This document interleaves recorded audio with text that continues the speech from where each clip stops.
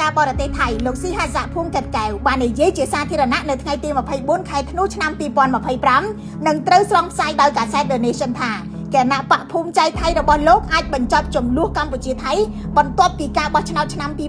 2026ប្រសិនបើគណៈបកនេះជាប់ឆ្នោតគណៈបកភូមិใจថៃបានតែងតាំងលោកអនុទានជាបេក្ខភាពនាយករដ្ឋមន្ត្រីទី1និងលោកស៊ីហាសាជាបេក្ខភាពទី2ការលើកឡើងរបស់លោកស៊ីហាសាដែលថាខ្លួនអាចបញ្ចប់សង្គ្រាមបានបន្ទាប់ពីការបោះឆ្នោតគឺមិនខុសអ្វីពីការលាតត្រដាងបកមុខមាត់ពិតរបស់ខ្លួនថាប្រទេសថៃគឺជាអ្នកកំណត់ថាត្រូវមានសង្គ្រាមឬគ្មានជាមួយកម្ពុជាហើយសង្គ្រាមអាចបញ្ចប់ពេលណាបានក៏អាស្រ័យទៅលើកណ្ដាប់ដៃរបស់ថៃតែប៉ុណ្ណោះមានន័យម្យ៉ាងទៀតប្រទេសថៃមិនមែនជាជនរងគ្រោះដោយរដ្ឋាភិបាលថៃស្រែកដង្ហោយនោះទេប៉ុន្តែប្រទេសថៃគឺជាជនឈ្លានពានជាអ្នកចាប់ផ្ដើមសង្គ្រាមជាមួយកម្ពុជាដើម្បីផលចំណេញនយោបាយហេតុអ្វីព្រោះថាប្រសិនបើថៃមិនមែនជាជនឈ្លានពានធ្វើសង្គ្រាមបដូរឈាមទីហ៊ានរបស់ខ្លួនដើម្បីការពារអំណាចទេថៃច្បាស់ជាបញ្ចប់សង្គ្រាមនេះនៅពេលនេះតែម្ដងដោយមិនចាំបាច់ទាល់តែបោះឆ្នោតរួចនោះទេ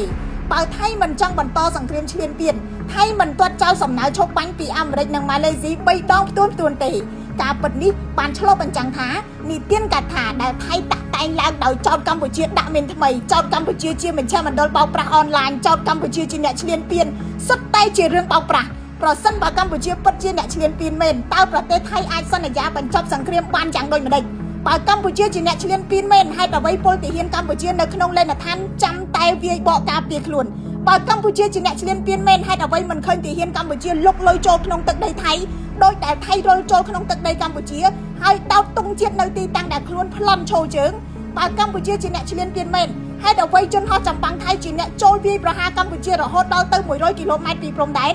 ការប្រែក្រឡាស់បញ្ច្រាស់សាច់រឿងរបស់ថៃនេះមិនមែនចៃដន្យទេវាបំរើគោលនយោបាយក្នុងស្រុកសង្គ្រាមនៅក្នុងក្របខ័ណ្ឌបែបនេះត្រូវថៃប្រើជាឧបករណ៍យុទ្ធនាការឃោសនារោគសម្លេងឆ្នោតប្រមូលផ្ដុំអារម្មណ៍ជាតិនិយមបញ្ជិះរឿងអាស្រូវក្នុងស្រុកនិងបង្ហាញពីភាពត្រឹមត្រូវនៃការបន្តសកម្មភាពយោធាឈ្លានពានរបស់ខ្លួនការសន្យាថានឹងបញ្ចប់សង្គ្រាមក្រោយការបោះឆ្នោតមេដឹកនាំថៃមិនបានផ្ដល់ដំណោះស្រាយទេពួកគេកំពុងពន្យាពេលដើម្បីសន្សំប្រជាប្រិយភាពតែប៉ុណ្ណោះពួកគេកំពុងយកសាច់ស្រស់ឈាមស្រស់របស់ទាហានថៃនិងជនស៊ីវិលថៃដូរយកសន្លឹកឆ្នោតដោយតែកាសែតជប៉ុន Nikkei Asia និងកាសែតអាមេរិក Bloomberg ធ្លាប់ផ្សាយថានាយករដ្ឋមន្ត្រីថៃចាំផ្ទះលោកអនុទាន ឆាន់វីរៈគុលបានលេងល្បែងធ្វើសង្គ្រាមជាមួយកម្ពុជាដើម្បីបង្កើនអាសនៈនៅក្នុងសភា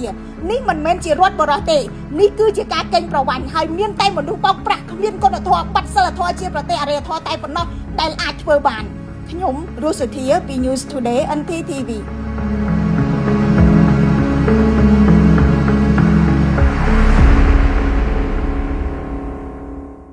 One refreshing destination. Gansberg Water.